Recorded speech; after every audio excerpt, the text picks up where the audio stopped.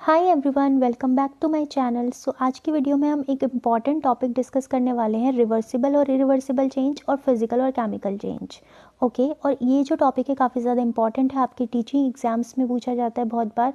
और लेकिन इसमें ना क्वेश्चंस इस तरह से आते हैं, लाइक आपको दे देगा कुछ एग्जाम्पल्स और ये बताएगा, बोलेगा कि आप इसमें डिफ्रेंशिएट करो कि कौन से फिजिकल और कौन से केमिकल चेंजेस है। तो इसमें काफ़ी ज़्यादा कन्फ्यूजन क्रिएट हो जाती है जब हम इन दो टॉपिक्स को आपस में इंटरमिक्स कर देते हैं। उसके लिए हमें एक बेसिक कॉन्सेप्ट की ज़रूरत है, समझने की ज़रूरत है, जो इन दोनों टॉपिक से रिलेटेड है। तो उसी चीज़ को आज हम इस वीडियो में समझेंगे। सारे भी डाउट्स आपके जो भी हैं क्लियर हो जाएंगे। ठीक है, so without wasting the time let's start.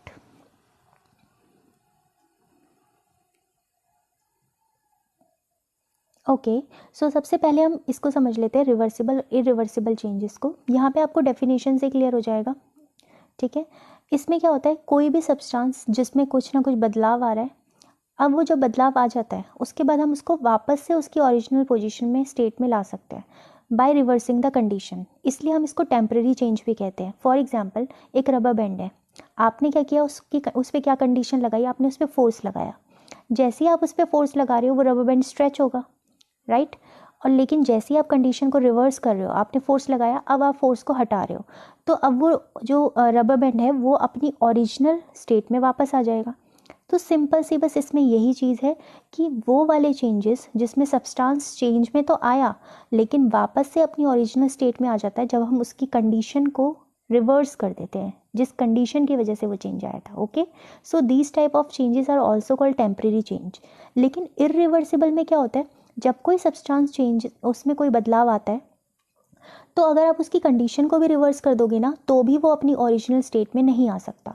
इसलिए इस तरह के चेंजेस को हम परमानेंट चेंज भी कहते हैं। फॉर एग्जाम्पल, जब हम बर्न करते हैं किसी चीज़ को, ठीक है, burning of something like would या आपका पेपर, ठीक है, तो इस तरह की चीज़ें जब हम करते हैं तो वहाँ पे आपको एक सब्सटेंस मिलेगा जो कि ओरिजिनल सब्सटेंस से बिल्कुल डिफरेंट है, और अब वापस से आप रिवर्स करोगे किसी भी कंडीशन से, वो आपको ओरिजिनल सब्सटेंस नहीं मिल सकता।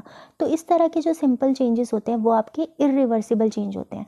ओके, क्लियर हो गया यहाँ तक? ठीक है, अब प्रॉब्लम यहाँ पे नहीं है, डाउट तब क्रिएट होता है जब हम इसको फिजिकल और केमिकल चेंज की डेफिनेशन के साथ इंटरमिक्स कर देते हैं। अभी देखते हैं किस तरह के डाउट्स क्रिएट होते हैं और फिर उन डाउट्स को क्लियर भी करते जाएंगे। Okay,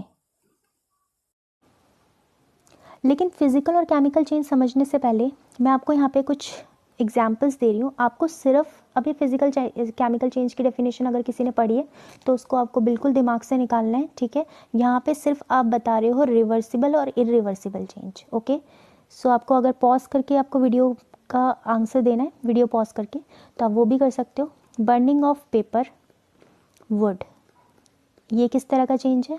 okay, next, cutting of paper. आपको दो ही केस बताने, रिवर्सिबल और इरिवर्सिबल, अभी हम उसी की बात कर रहे हैं, कटिंग ऑफ पेपर और वुड। नेक्स्ट है आपका melting of wax, melting of wax. Next है आपका burning of candle, burning of candle. Okay, and उसके बाद नेक्स्ट है आपका dissolution of sugar and salt, dissolution of sugar and salt. And the next one is heating of sugar, heating of sugar. Okay, these all are the changes. अब आपको ये बताना है कि इसमें से कौन सा रिवर्सिबल और कौन सा इरिवर्सिबल है। ओके, सो अगर हम बर्निंग ऑफ पेपर और वुड की बात करें तो डेफिनेशन आपको ध्यान में रखनी है। अभी सिर्फ हम इरिवर्सिबल और रिवर्सिबल की बात कर रहे हैं, तो आपको बर्न करने के बाद हमेशा ऐश मिलेगा, राख मिलेगी, तो आप नहीं कर सकते उसको किसी भी कंडीशन से वापस ओरिजिनल स्टेट में। तो these type of changes are called, तो इस तरह के जो चेंजेस होते हैं, बदलाव होते हैं हमारे, वो हम उन्हें कहते हैं, वेट, तो इस तरह के जो चेंजेस होते हैं हमारे, उसको हम बोलते हैं इरिवर्सिबल। तो ये आपका कौन सा चेंज हो गया? Irreversible change. Okay, next, cutting of paper and would. ये एक पेपर है, आपने उसको श्रेड कर दिया, कट कर दिया, या एक वुड का पीस है, आपने उसको कट कर दिया, क्या आपको वापस से जो ओरिजिनल फॉर्म थी उसकी वो मिल सकती है? नहीं। तो ये वाला चेंज भी क्या होगा आपका? इरिवर्सिबल। और यहीं पे कन्फ्यूजन स्टार्ट होती है, हम इसको फिजिकल वाले से इंटरमिक्स कर देते हैं, वो भी हम समझेंगे। अभी आप सिर्फ डेफिनेशन के हिसाब से इसको इरिवर्सिबल और रिवर्सिबल में क्लासीफाई करेंगे, ओके। तो नहीं मिल सकता आपको, ठीक है। नेक्स्ट मेल्टिंग, एक वैक्स है मोम, वो पिघलने के बाद आप कह सकते हो लिक्विड स्टेट में चेंज हो गई, अब वापस से हम उसको वैक्स बना सकते हैं, यस ऑफ कोर्स बना सकते हैं, ठीक है। तो ये वाला आपका क्या हो जाएगा, इसमें कंडीशन चेंज होंगी तो वापस से वो अपनी ओरिजिनल फॉर्म में आ सकता है, so it is a reversible change. लेकिन बर्निंग ऑफ कैंडल, आप कैंडल को बर्न कर रहे हो, कैंडल किसकी बनी होती है, एक तो उसके अंदर थ्रेड होता है और वैक्स, तो वैक्स को तो हम वापस से कर सकते हैं, लेकिन अगर वो थ्रेड जिसकी वजह से वो कैंडल बर्न कर रही है, तो वो थ्रेड किस में कन्वर्ट हो चुका है अब, ऐश में, तो वापस से क्या हमें वो थ्रेड मिल सकता है, नहीं। वैक्स मिल सकती है बट थ्रेड नहीं मिल सकता, तो वो जो ओरिजिनल कैंडल थी पूरी की पूरी हमें बैक नहीं मिल सकती। तो बर्निंग ऑफ कैंडल यहाँ पर इरिवर्सिबल चेंज है। तो इन दोनों में आपको कन्फ्यूजन नहीं क्रिएट करना है, सिर्फ अगर मेल्टिंग की बात हो रही है then it is a reversible change, ठीक है। लेकिन अगर बर्निंग की बात हो रही है तो यहाँ पर दो केस आते हैं, बर्निंग में आपका वैक्स भी पिघल रही है और साथ में आपकी थ्रेड भी बर्न हो रही है, तो वैक्स तो मिल जाएगी लेकिन थ्रेड नहीं मिलेगी, और कैंडल दोनों से मिलके बनी है, तो ये आपका इरिवर्सिबल चेंज होगा, ओके। नेक्स्ट आपका dissolution of sugar and salt, इसमें भी बहुत कन्फ्यूजन हो सकती है। जब हम पानी है उसमें नमक या चीनी को घोलेंगे तो सिर्फ वो क्या हुई है, उसमें मिक्स हुई है, सिर्फ मिक्सिंग हुई है उसकी, उसका कोई भी फॉर्म चेंज नहीं हुआ है, ठीक है। तो मिक्सिंग होने की वजह से क्या, अगर वाटर इसमें से इवेपोरेट हो जाए तो बैक टू द हमें वापस से शुगर और सॉल्ट मिल सकता है, अगर हम बॉईल कर दें इस मिक्सचर को तो ये हमें ओरिजिनल स्टेट में मिल सकता है। तो इस तरह के चेंजेस जो होते हैं वो आपके रिवर्सिबल चेंज है, ओके। लेकिन अगर आप शुगर को हीट कर रहे हो, शुगर के कुछ क्रिस्टल्स लिए आपने और आपने उनको हीट करना स्टार्ट हुआ, शुगर किस में कन्वर्ट हो जाती है, कैरेमल में, राइट। तो वापस से इससे आपको शुगर मिल सकती है, नहीं मिल सकती। तो ये वाला जो आपका हीटिंग ऑफ शुगर होता है ये आपका इरिवर्सिबल चेंज है, ओके। तो कुछ नहीं था इसमें, अब इसको हम ध्यान से एक बार देखेंगे, सारा का सारा जितने भी हमने क्लासीफाई करे रिवर्सिबल और इरिवर्सिबल में, वो हमने इस डेफिनेशन के डोमेन में ही करे हैं, ओके।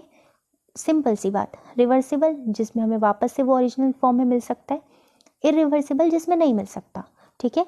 तो जैसे कटिंग ऑफ पेपर, आपको नहीं मिलेगा वापस से ओरिजिनल पेपर, तो आपने बोला इरिवर्सिबल चेंज, सिंपल सी बात, ओके। यहाँ तक आपको क्लियर हो गया होगा। अब हम स्टार्ट करते हैं फिजिकल और केमिकल चेंज। फिजिकल और केमिकल चेंज में, एक minute, let me change the colour,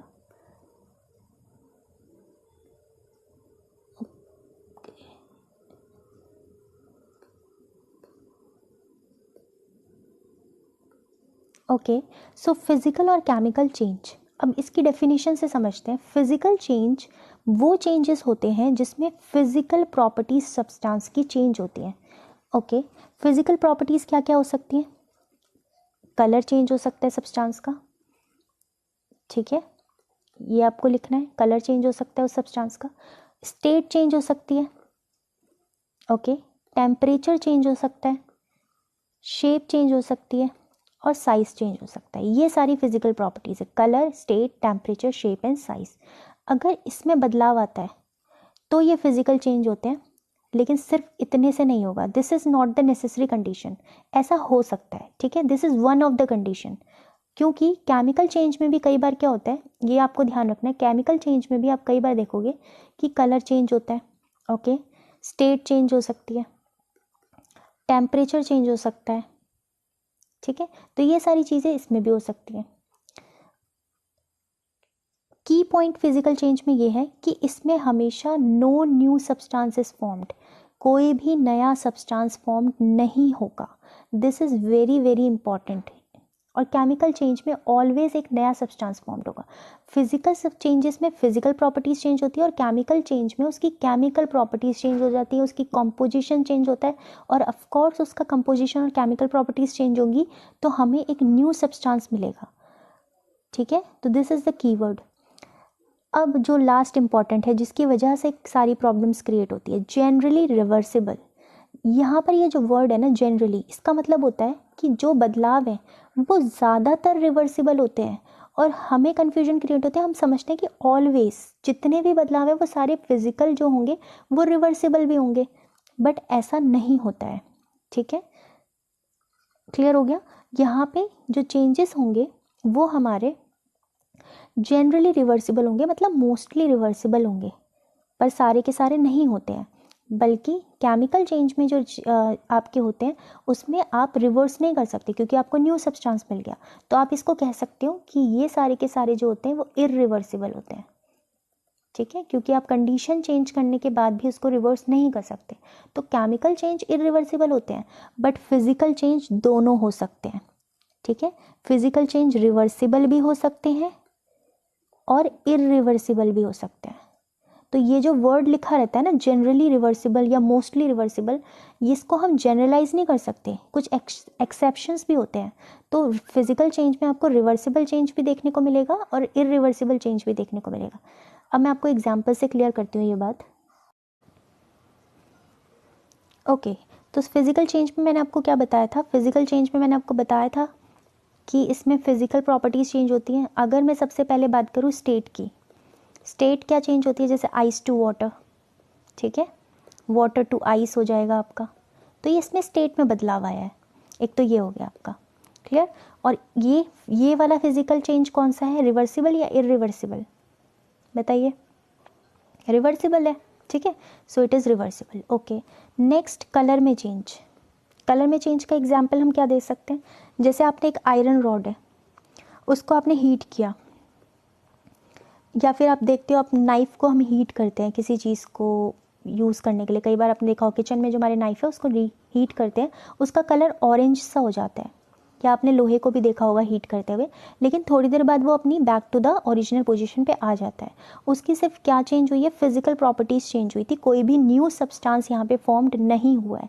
और यहाँ पर हाँ, सबसे इंपॉर्टेंट मैंने आपको की पॉइंट जो बताया था, न्यू सब्सटेंस फॉर्म नहीं हुआ है। आइस जब वाटर में चेंज हुआ तब भी वो H2O फॉर्म था, जब वो वापस से वाटर बना तो है ही, है ना, और स्टीम की फॉर्म में हुआ तब भी वो H2O फॉर्म है। तो स्टेट चेंज होने में वाटर का जो केमिकल कंपोजिशन है वो चेंज नहीं होता है, इसलिए इस तरह के चेंज को हम, स्टेट के चेंज को फिजिकल कहते हैं, because no new substances forming. Similarly colour की अगर हम बात करें, जैसे हीटिंग ऑफ आयरन, तो आप आयरन को हीट करोगे तो आपको उसमें कलर में चेंज दिखेगा, बट अभी भी वो आयरन ही है, क्लियर। तो यहाँ पर ये भी आपका कौन सा चेंज है? Physical change. और कौन सा वाला? रिवर्सिबल, रिवर्सिबल फिजिकल चेंज आप कह सकते हो, क्लियर। नेक्स्ट, शेप, साइज, बहुत सिंपल, शेप और साइज में चेंज। कटिंग ऑफ वुड करो आप, वुड को कट करोगे, ठीक है, वुड को करोगे, पेपर को करोगे। अब एक बात बताइए, अगर आप पेपर को श्रेड करोगे, कट करोगे, या वुड को कट करोगे, ये आपको हमेशा क्या मिलेगा? कट करने के बाद ये वाला जो हिस्सा है इसका, ये वाला पार्ट, या इसको कट किया आपने ये वाला पार्ट, ये भी तो वुड है या ये भी तो पेपर ही है। कोई भी न्यू सब्सटेंस फॉर्म नहीं हुआ है ना, कोई भी नया सब्सटेंस यहाँ पे फॉर्म्ड हुआ है? नहीं हुआ है। तो इस तरह का जो चेंज है it is also a physical change. यहाँ पे सिर्फ शेप और साइज चेंज हुआ है, लेकिन किस तरह का physical change? Irreversible physical change. अब आपको बात क्लियर हुई है? ओके, सो कन्फ्यूजन यहीं पे क्रिएट होती है। तो यहाँ पर रिवर्सिबल चेंज जो है हमारा फिजिकल में भी आता है, मतलब समझ लो, मेरा कहने का मतलब है फिजिकल में रिवर्सिबल चेंज भी आ सकते हैं और इरिवर्सिबल चेंज भी आ सकते हैं। तो यहाँ तक आप, आई थिंक आपको बात क्लियर हो गई होगी। नेक्स्ट, अगर हम यहाँ पे, एक डाउट तो आपका क्लियर हो गया। अब नेक्स्ट केमिकल चेंज से समझते हैं, एक और डाउट आपका हो सकता है क्लियर हो जाए। केमिकल चेंज में देखिए, अभी आपको मैंने बताया केमिकल चेंज में क्या होता है, हमेशा न्यू सब्सटेंस फॉर्म्ड होता है। तो जनरली अगर हम बात करें, जैसे कि बर्निंग की बात करें, यहाँ पे तो कटिंग की बात हुई है, जैसे बर्निंग ऑफ वुड हो गया आपका, ठीक है, burning of would, burning of paper, यहाँ पे ये चीज़ बर्न हो रही है और एक न्यू सब्सटेंस फॉर्म्ड हो रहा है, डेट इज़ ऐश। तो ये किसका एग्जाम्पल है? आपका केमिकल चेंज का। या कोई भी चीज़ राइप हो रही है, जैसे राइपनिंग ऑफ फ्रूट्स हो गया, ठीक है, तो ये भी आपका कौन सा चेंज है? केमिकल चेंज, क्योंकि आप वापस से ओरिजिनल चीज़ नहीं ला सकते, और ये इरिवर्सिबल भी हैं सारे। तो जितने भी केमिकल चेंज होते हैं they are irreversible in nature, clear. Okay, इसके अलावा आप देख सकते हो जो हमने इरिवर्सिबल के जितने भी एग्जांपल्स हैं आपके, हीटिंग ऑफ शुगर हो गया आपका, राइट, और आपका बर्निंग ऑफ कैंडल हो गया। तो ये सारे आपके इरिवर्सिबल चेंज हैं, और क्योंकि इसमें न्यू सब्सटेंस फॉर्म हो रहा है तभी वो इरिवर्सिबल है ना, क्योंकि वापस से तो हमें नहीं मिल सकता फिर वो, तो इसलिए हम इनको केमिकल चेंज भी कहते हैं। तो केमिकल चेंज में सिर्फ एक कीवर्ड याद रखना है, एक कीवर्ड याद रखना है, new substance will be formed, और फिजिकल चेंज में no new substance will be formed, that's its. आपके सारे क्वेश्चन इन्हीं पॉइंट से क्लियर हो जाएंगे। जो मैंने यहाँ पे आपको डेफिनेशन डिफाइन करी है ये वाली, ये 3 आपको चीज़ें माइंड में रखनी है, और आपके जितने भी क्वेश्चन हैं वो आपके आई होप कि क्लियर हो जाएंगे। अभी हम क्वेश्चंस करते हैं, तो आप वीडियो पॉज करके ट्राई करना है आपको क्वेश्चन के आंसर देने के। ओके, सो आपको पता चल जाएगा कि कितने आपकी चीज़ें क्लियर हुई हैं। So here is the first question. इस क्वेश्चन में आपसे पूछा है adding salt to water make it salty, right? Which of the following statement is true regarding this change? तो कौन सा स्टेटमेंट सही है? फर्स्ट पढ़ते हैं, क्या ये केमिकल चेंज है? सॉल्ट को जब हम पानी में मिला रहे हैं हमें कुछ भी नया नहीं मिल रहा, ठीक है, सिर्फ उसका टेस्ट चेंज होगा, वो सॉल्ट उसमें मिक्स हुआ है, दैट्स इट। ओके, तो ये केमिकल चेंज है क्योंकि इसमें न्यू सब्सटेंस फॉर्म हो रहा है? नहीं। फिजिकल चेंज है because the original substance recover हो सकता है? अभी देखते हैं। It is a chemical change because there is a exchange of heat? Of course not. It is a physical change because there is a slight change in colour? ऐसा तो कुछ भी नहीं होता, ट्रांसपेरेंट ही रहता है पानी के कलर का। सीधा सीधा अभी आपको मैंने करवाया है पीछे, dissolution of sugar and salt, वो मिक्स हो जाता है उसमें, तो यहाँ पर आप कह सकते हो कि ये एक फिजिकल चेंज है because the original substance can be reversed. Is it clear? Okay, so move on to next question. Question number 2, Pooja took a candle in a vessel and heated the vessel. Pooja ने candle को एक vessel में रखा और उस vessel को heat करना start किया, कैंडल को बर्न नहीं किया यहाँ पर। Okay, even though the candle did not burn, candle burn नहीं हुई है, it change its shape and state, उसने उसकी शेप को चेंज करा और वो कैंडल पिघल गई, सो उसकी स्टेट भी चेंज हो गई। तो मैंने आपको बताया था 2 केस होते हैं कैंडल के, एक होता है मेल्टिंग ऑफ वैक्स और एक होता है बर्निंग। बर्निंग में थ्रेड भी बर्न हो जाती है और एक नया सब्सटेंस ऐश फॉर्म्ड होता है, तो ये केमिकल चेंज है। लेकिन मेल्टिंग में सिर्फ वैक्स पिघल रही है, ठीक है, तो इसकी थ्रेड को कुछ नहीं हुआ। तो यहाँ पर इस तरह के चेंज को हम क्या कहते हैं? Physical change. क्लियर हो गया सबको? सो यहाँ पे ये ऑप्शन है। Okay, next question number 3। Question number 3 में आपसे पूछा है when ice is heated it change to water. Okay, water on further heating get converted into steam. तो मैंने आपको ये स्टेट का मतलब चेंज ऑफ स्टेट का है ये एग्जाम्पल। जब वाटर आइस वाटर में चेंज हो रहा है तब भी वो H2O, जब वो स्टीम में चेंज हो रहा है तब भी वो H2O, ठीक है। तो यहाँ पर पूछा है किस तरह का, यहाँ पे ऑप्शंस देखते हैं कौन से हैं। What happen when steam is condense.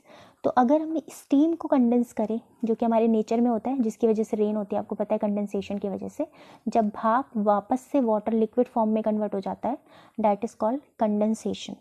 तो तब भी यहाँ पे स्टेट का चेंज हो रहा है। तो आप कहोगे कि कोई न्यू सब्सटेंस फॉर्म हुआ है? ऑफ कोर्स नॉट, कोई भी न्यू सब्सटेंस फॉर्म नहीं हुआ है, it is always in the form of H2O। तो आप यहाँ पे क्या कह सकते हो? A new substance is formed? No, no new substance is formed. हाँ, नहीं हुआ है कोई भी। Gaseous phase change into liquid phase, बिल्कुल सही बात, पहले वो स्टीम में था, गैशियस फेज है, और अब वो कंडेंसेशन होने के बाद वाटर फॉर्म में कन्वर्ट हो गया। तो यहाँ पे बी और सी ऑप्शन बिल्कुल राइट है। आई होप आपके सारे डाउट्स क्लियर हो रहे होंगे। Next question, expansion of heating and contraction on cooling of metal. तो मैंने अभी आपको आयरन का एग्जाम्पल बताया, आयरन रॉड का, इट इज़ अ मेटल और आप उसको हीट कर रहे हो, ठीक है। तो हीट करने पर एक्सपेंशन होता है, ये बात आपको ध्यान रखनी है। तो हीट करने पर जब उसको हीट करोगे तो ऑफ कोर्स उसके केमिकल कंपोजिशन में या उसकी जो केमिकल प्रॉपर्टीज़ में कोई भी चेंज नहीं आता, बस उसका क्या चेंज हो रहा है, यहाँ पे टेम्परेचर चेंज हो रहा है, राइट। तो इस तरह के चेंजेस को हम क्या बोलते हैं? Physical change. क्लियर हो गया? ठीक है, क्योंकि वापस से वो बैक टू द अपनी ओरिजिनल पोजीशन पे आ सकता है, एक तो ये बात, ठीक है। और यहाँ पे सिर्फ इसकी फिजिकल प्रॉपर्टी चेंज हो रही है, टेम्परेचर, और सबसे इम्पॉर्टेंट कोई भी न्यू सब्सटेंस यहाँ पे फॉर्म्ड नहीं हुआ है, ठीक है। और एक और केस होता है रस्टिंग ऑफ आयरन, वहाँ पर हम देखेंगे, तब आपको और क्लियर होगा। Okay, the reason of physical change to be named as such as such is that the, तो रीज़न फिजिकल चेंज का, change occur only in physical properties, सिर्फ फिजिकल प्रॉपर्टीज़ में चेंज होती है। Transfer of energy take place, क्या ये reversible change है या ऑल ऑफ द अबव। तो यहाँ पर बोला है रीज़न फिजिकल चेंज में जो होता है वो किस वजह से होता है, उसकी सिर्फ फिजिकल प्रॉपर्टीज़ चेंज होती है। क्या वो हमेशा रिवर्सिबल चेंज है? नो। ट्रांसफ़र ऑफ एनर्जी होती है? ज़रूरी नहीं है। ठीक है, तो फॉर्म चेंज हो या ना हो, नहीं होती है ऑफकोर्स। रिवर्सिबल चेंज नहीं, दोनों चेंज होते हैं, रिवर्सिबल भी और इरिवर्सिबल भी। तो यहाँ पे आप ऑप्शन ए कहोगे कि हमेशा उसकी फिजिकल प्रॉपर्टीज़ में आपको चेंजेस देखने को मिलते हैं। ओके, नेक्स्ट क्वेश्चन आ गया रस्टिंग ऑफ आयरन। जब हम आयरन को हीट कर रहे थे, ठीक है, जब आपने हीट करा उसके कलर में चेंज आया, टेम्परेचर में चेंज आया, लेकिन थोड़ी देर बाद आप देखोगे जब उसको कूल करेंगे वो वापस से अपनी ओरिजिनल पोजीशन में आ जाएगा। लेकिन अगर आयरन रस्ट होता है, आपने देखा होगा आयरन पे जंक लग जाता है, जंक कहते हैं इसे, रस्टिंग। तो ये जो रस्ट फॉर्म्ड होता है ये किसकी वजह से होता है? जब आयरन क्या होता है, रिएक्ट करता है ऑक्सीजन के साथ, मॉइस्चर के साथ, राइट। तो यहाँ पर एक न्यू सब्सटेंस फॉर्म्ड होता है जिसको हम रस्ट कहते हैं, और this is process is called rusting of iron. तो ये जो चेंज होता है ये केमिकल चेंज इसी वजह से होता है। क्या इसके कलर में चेंज आया? देखते हैं। क्या इट मेक आयरन पाउडरी? ये because a new substance is formed. तो यहाँ पर ऑफकोर्स क्या है इसका आंसर, क्योंकि यहाँ पर न्यू सब्सटेंस फॉर्म्ड हुआ है और वो न्यू सब्सटेंस क्या है? रस्ट। That's it. कलर में चेंज से ही हम डिफाइन नहीं कर सकते कि ये केमिकल चेंज है, क्योंकि कलर में चेंज तो फिजिकल में भी आया था। ठीक है, केमिकल में भी आ सकता है। ठीक है, केमिकल में कहाँ आ सकता है? जैसे आपने देखा होगा ना, सिल्वर की जो ज्वेलरीज होती हैं वो ऑक्सीजन के साथ रिएक्ट करती हैं तो वो ब्लैक कलर की हो जाती हैं, राइट। तो यहाँ पे वो रिएक्ट करी है, कुछ न्यू सब्सटेंस फॉर्म्ड हुआ है उसके ऊपर एक लेयर। तो ये तो कलर में तो चेंज यहाँ पर भी आया है केमिकल चेंज में, तो सिर्फ कलर में चेंज से हम नहीं बता सकते। और कलर में चेंज यहाँ पर भी आया था फिजिकल चेंज में, जब आयरन को सिर्फ हम हीट कर रहे थे। ठीक है, तो हमेशा की पॉइंट आपको ध्यान रखना है। तो because a new substance is form, that is rust. Is it clear? Now I think this is the last question. So इसमें सारी चीज़ें जो हैं एक साथ आपको समराइज कह सकते हैं, समराइजेशन होगा इसका। While teaching the topic of physical and chemical change, Mahima's teacher listed the condition that take place during a change. ठीक है, जब फिजिकल और केमिकल चेंज का टॉपिक टीचर पढ़ा रही थी, महिमा की टीचर, तो उन्होंने कुछ चेंजेस लिस्ट किए कि ये बदलाव आएंगे। उन्होंने बोला change in state, change in colour, evolution of gas, change in temperature. फिर उन्होंने पूछा, he then asked Mahima to identify the condition based on which it can be said it with certainty that a particular change is chemical in nature. अब उन्होंने पूछा मुझे ये सारे इन सब में कुछ बदलाव बताओ, और कौन सा ऐसा बदलाव है जो ये निर्धारित करेगा, ये श्योरिटी के साथ कह सकता है कि वो change chemical change in nature है। तो अभी मैंने आपको क्या बताया कि change in state, change in colour और चेंज इन टेम्परेचर फिजिकल और केमिकल दोनों में हो सकता है। ठीक है, स्टेट का एग्जांपल आप कैसे ले सकते हो? कई बार कुछ ऐसी गैसेस, कुछ ऐसी चीज़ें हैं जो रिएक्ट होने के बाद गैशियस फॉर्म में कन्वर्ट हो जाती हैं। आप देखते हो इवोल्यूशन ऑफ गैस होता है रिएक्शन के बाद, तो वहाँ पे रिएक्शन हुआ है तो वो केमिकल चेंज है। इसके अलावा आपने देखा कि जब वाटर बॉयल हो रहा था तो वो भी अपनी स्टेट चेंज कर रहा था।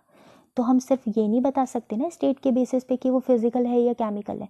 दूसरी बात, कलर का मैंने आपको एग्जांपल बता दिया, जब आयरन रॉड को हम हीट कर रहे थे तो भी उसका कलर चेंज हो रहा था, तो वो फिजिकल कहला रहा था।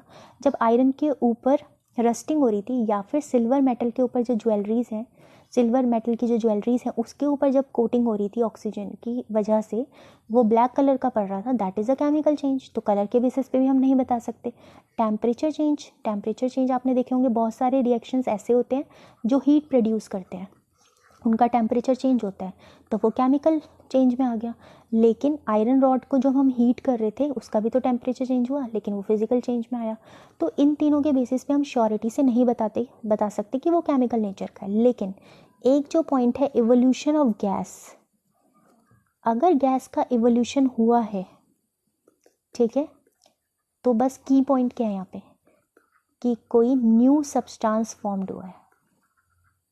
ओके, जैसे कार्बन और ऑक्सीजन, कोई भी कार्बन सब्सटेंस को जब बर्न करते हैं, कार्बन जिस भी सब्सटेंस में बर्न होता है, प्रेजेंट होता है, जैसे वुड वगैरह, तो वो जब बर्न होता है तो उसमें गैस का इवोल्यूशन होता है, कार्बन डाइऑक्साइड गैस का। तो यहाँ पर इवोल्यूशन ऑफ गैस हुआ, इसका मतलब कोई न्यू सब्सटेंस फॉर्म्ड हुआ है, और इसके बेसिस पे हम बता सकते हैं श्योरिटी के साथ कि वो एक केमिकल चेंज है। तो महिमा क्या आंसर देगी अपने टीचर को? ऑफ कोर्स यहाँ पे ऑप्शन सी करेक्ट हो जाएगा। इवोल्यूशन ऑफ गैस के बेसिस पे हम ये श्योरिटी कर सकते हैं, सर्टेनिटी के साथ कह सकते हैं that a particular change is a chemical in nature. I hope इस वीडियो में आपको सारे डाउट्स फिजिकल और केमिकल चेंज के क्लियर हो गए होंगे, और मैंने पूरी कोशिश करी है। फिर भी अगर किसी चीज़ में आपको डाउट रहता है तो प्लीज़ आप कमेंट सेक्शन में लिख सकते हैं, और अगर आपको और कोई टॉपिक साइंस में जो आपको क्लियर करना है तो आप वो भी लिख सकते हैं। मैं ऑफकोर्स इस पर वीडियो बनाऊंगी, अब मैं रेगुलर रहने की कोशिश करूंगी।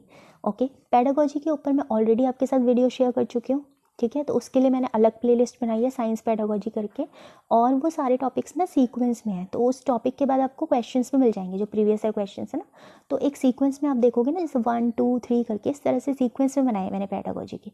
और मैं कोशिश करूँगी कि कंटेंट भी आपके साथ में रेगुलर शेयर करती रहूँ, ठीक है। और इसके अलावा जो भी बात आपको कहनी है तो आप प्लीज़ कमेंट सेक्शन में लिख के मुझे भेज सकते हैं, मैं उस पर ज़रूर काम करने की कोशिश करूँगी। ओके।